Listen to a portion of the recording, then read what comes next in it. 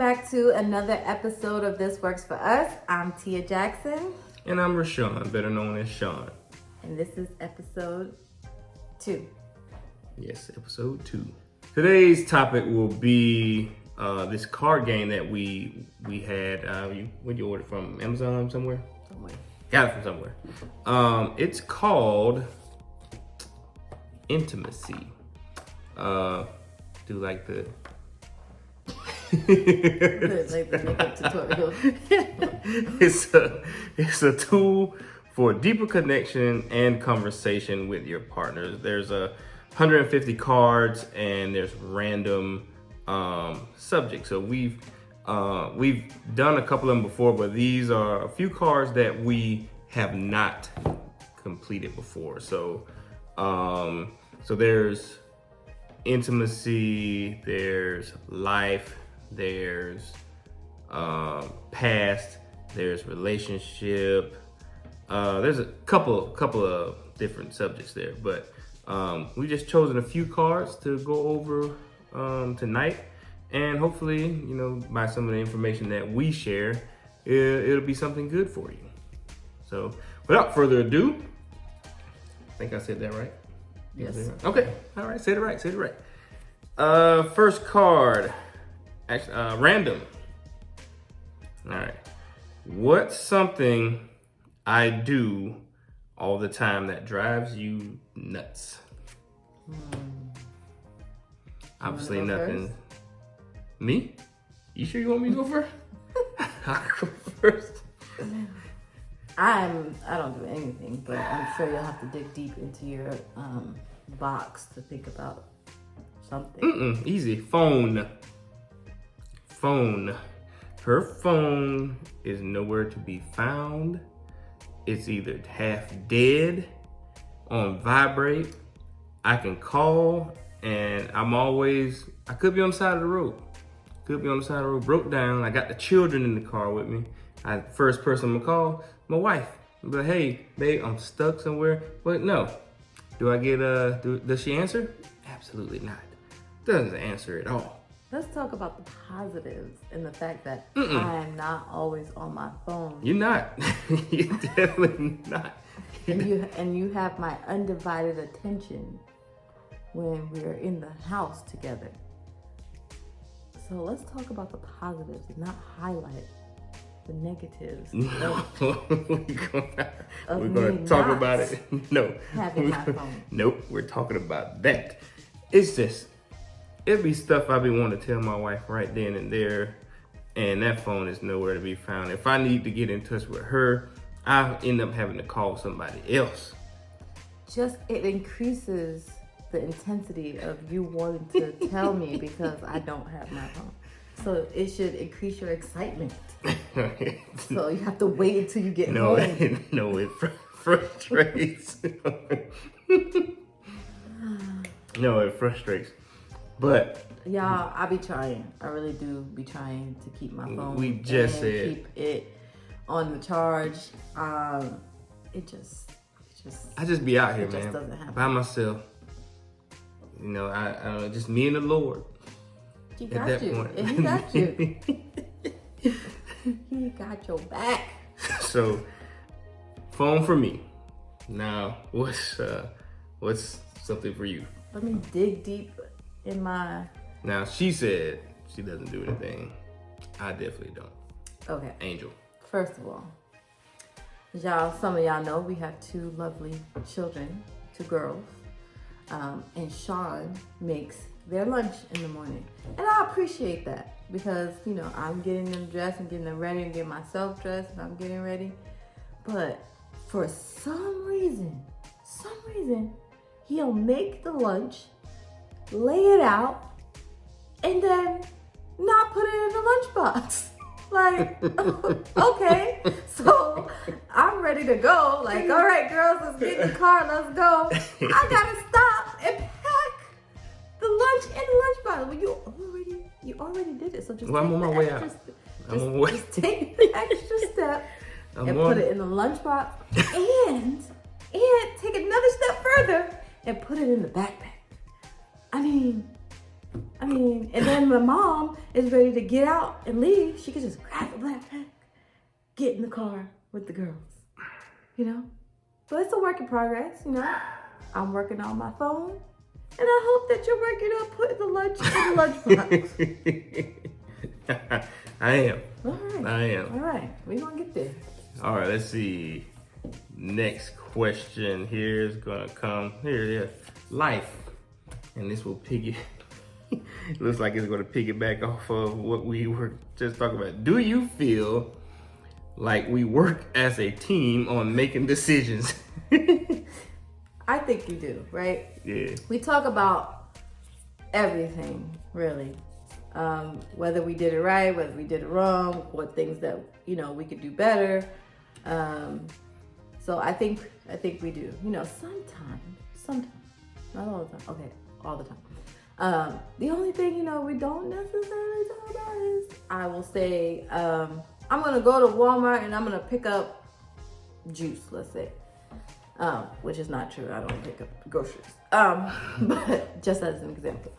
And I come back and I have way more than juice. More than the juice. But see, it's not like I spent like $1 million. And if it's gonna be a large purchase, then I will call and we'll talk about it, or I'll send a picture. But you know, maybe sometimes when I go in the store, There's grace. Yes. There's grace extended. But for the most part, I think we're I know we're on the same page. No, we definitely make the decisions together on pretty much everything. There's no, really any differences too much. It's just, hey, what do you think about this? Either yay or nay, and we just keep it moving. It's very nice to have a spouse who is so easygoing. So I'm really laid back. When I make suggestions, most of the time it's like, okay, sure, why not? So that makes it. I guess that means you are pretty decent in the mind. I guess so. A little bit. I hope so. This next one, past. It says, what do you wish you could go back and tell yourself 10 years ago? So this would be obviously 2011. What would 2021 Tia tell 2011 Tia? That is so very simple. I would say, girl, you do not need to go to XX university. It costs too dang much. And it doesn't matter what name university you go to, as long as you complete the master's program, you good. And so, hence, we would not have these crazy student loans that we got to pay back. Mm-hmm. So I'd be like, girl, don't do it. I think for myself is stay the course. You know, as far as probably just doing definitely a lot better with finances. Oh yeah, definitely a lot better. If just to know that there should have been way more structure in what I had going on. Although there was some there, I would have had more structure. I would have told 2011 Rashawn, hey, save your money, set stuff aside, make sure you have everything, going. Although when we started like 2016 for the debt repayment or whatever and stuff. Yeah, I think a big part of that is having the knowledge and the understanding to do better. And so I think at the time we were doing what we knew best to do. We did know, like to get rid of credit cards. Oh yeah, so, got rid of them.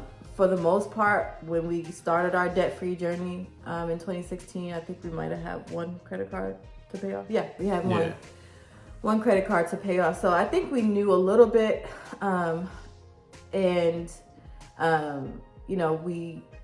everything happens for a reason. And in the moment and in the season, you have people that come into your life that bless you. And so we had a very good friend come into our life and bless us, with Dave Ramsey program and Financial Peace University. And so being able to take that, class, we learned so much about finances. So, we did what we knew what to do at that time. Yeah. So we could have definitely did more research on our own, but it is what it is. We are where we're at right now, doing pretty good. So we are. We are. We all right. We're gonna be better. We're gonna succeed. Yep. This one deals with relationships.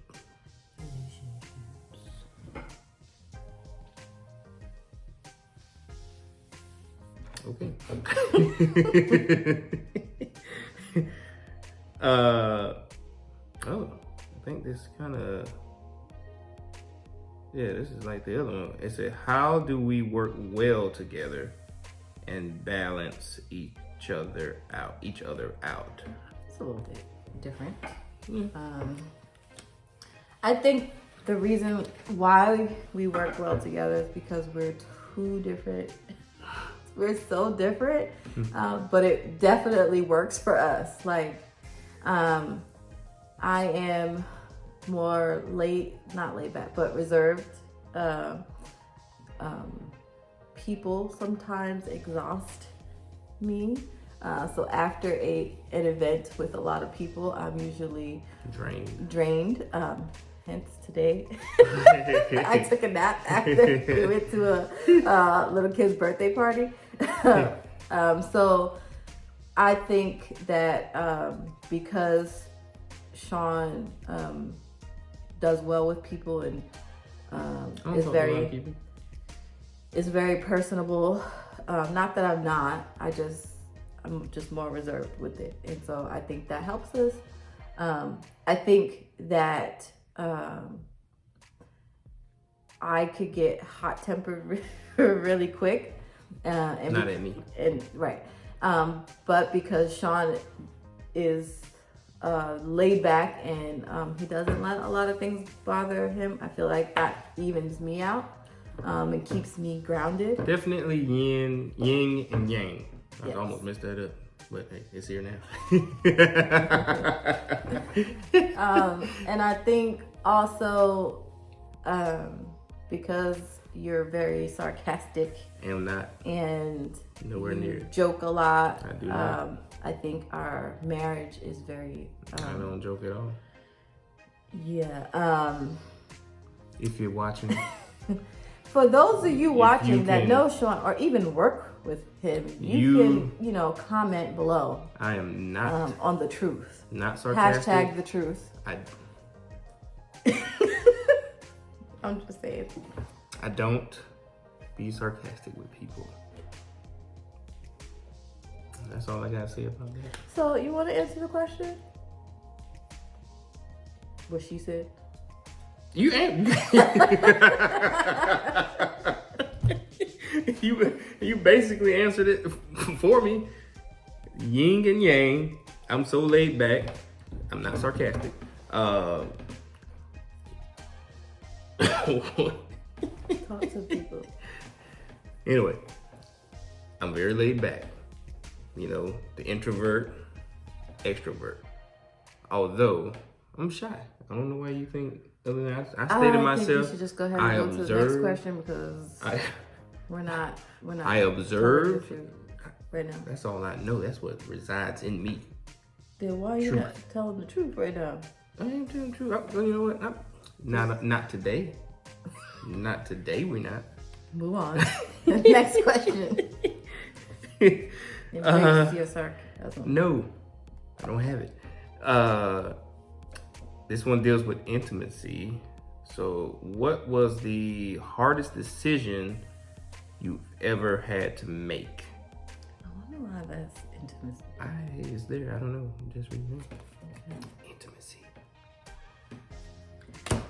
The hardest decision that I've ever had to make is moving away from my family in general. So, moving to Jacksonville, Florida, staying in Jacksonville, Florida when I wanted to leave, and then moving to Texas because it's even further away from my family. And knowing that I wanted to have children one day, and not having our children grow up around the corner from family, you know, that's very hard because, you know, I spent basically every weekend with cousins, and, you know, at our grandmother's house. And so not having them with their cousins over the weekend, you know, that's hard. But, you know, God has placed us in Texas. And so, you know, we have to stay the course. Plus, New York costs way too much money. Oh yeah, the cost of living here in Texas is great. So, Texas is open. New York, just move here. Come on down. Just come on down. I really don't know what the hardest decision I had to make. Was not going to the military. That was a godsend to get out of Bainbridge. I don't know what. Got out of Bainbridge. I know that was the easiest. It was, I guess, hard at the time, you know, because that's all I knew. Little Bainbridge, Georgia.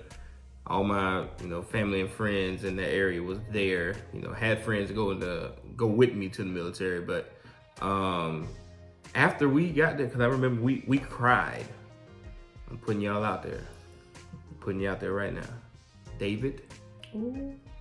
Tyrone, and Walter. Doing y'all dirty. Dime. We cried when we left. However, was it ugly tears? No, it wasn't like that. It was just tears. However, you know, fast forward like 9 weeks later, when it was time for us to graduate, our family came up to visit. There was no tears shed at that time. They were crying, but not us. It was, I guess we just accepted whatever was going on. But you know what? No, that wouldn't be hard. I was gonna say, what about your decision to move to accept the job in Texas and come here? Was that a hard decision? It was, but I felt that was purpose. Like when I left Jacksonville, I did not. It felt like a sitcom, like, you know, like Fresh Prince when Will Smith was leaving, looking around the set for the last time. Although he felt sad, I did not feel sad when I left Jacksonville. It wasn't like I missed the people there, some of the, you know, friends I made there and stuff like that. But far as missing living there, not at all. Love to go back and visit every now and then, but probably living, not so much. I'm all right on that. Texas is where it's at. I'm sold. Land of the milk and honey. Yeah. So I guess, like I said, that neither one of those, at that time, I guess it was hard, but then it didn't last long. I kind of got over it. Yeah. Well, I wasn't sad to leave Jacksonville. You only had. I was like, deuces. So, here's a random subject. What's something you thought when we first met that you no longer believe to be true? So what's something you thought when we first met that you no longer believe to be true? You wanna go first? Yeah. So, when we first met, I was a security officer at this hotel that I work for, company that I work for. And I heard that you told me you were a paralegal. Now, mind you, I did not know at the time what a paralegal was. You know, I just knew something that had to do with law or criminal justice, whatever. So in my head, I'm like, man, I only make like $10 an hour. I said, you a whole paralegal out here. I'm like, I can't measure up to that. I thought man, she was rich around here with the paralegal job. So not even close. So after I found out that was no longer believed to be true, so we kind of were. Although you did make more money than me at the time, but it was really on the same level. It wasn't same like scale. I was balling. Oh yeah, because what we said last one, like what was it? Broke. It was pretty much broke still. Yeah, broke. Oh yeah, we were. Okay, stupid. It's okay, you know. So Jared, this is our 2 journey. jobs. I did. I worked a full time and a part time and went to school. I don't even know how I did that, but to God be glory. Yeah. What was the question? Was something you thought when we first met that you no longer believe to be true? Man, I could have sworn up and down that this man was some kind of Asian or Philippine or something. Hey, there's something going on out there right now that's called #StopAsianHate. Okay, what you're not gonna do. I'm not hating. I'm not hating. It was one of the things that I am not. attracted me we to talked you. You about know, this. like you're the chink of the eye. You know, Hey, I thought that was. Can't say that. Your eyes are chinky. I'm not talking about. I'm not talking about any specific. I'm not talking about any kind of specific race or ethnicity right now. I'm talking about you specifically. So yes, I thought that he was Asian, and you know what? I thought that up until when did you take the genetic thing? Oh, the 23andMe. Yeah, I just knew that we was gonna. 2 years ago? Yeah, I think so. Yeah, 2 years ago. I just knew we was gonna finally find out that there was like a whole bunch of Asian somewhere in there. No. Somewhere in there. Well, it's just not true. Less than 0.5%. Although, I don't know, I think he should do it again because I just feel like they were wrong. Like, you're missing something. No. There wasn't even a lot of Native American in there, was it? No, it's like less than 0.5%. Yeah, like, I just don't feel like that's right. I will say. So maybe I still believe it's true. Whether grew up. I think we had some relatives saying that. Yeah. We got some Native Cherokee somebody. I think every black person would. We ain't got none of that. Ain't none of that in there. Both of those, the East Asian or whatever it said, and Native American, both of them less than 0.5%. Well, apparently, I'm like a whole bunch of Nigerian or something. We both are. Well, I think there's a lot of African Americans. That's why I feel like no, maybe we should take that again. Or maybe not. All right. Well, this concludes episode 2. Go ahead and do your thing. Thank you for joining us. Make sure you like, subscribe, and share our channel. And God bless. God bless. Thanks.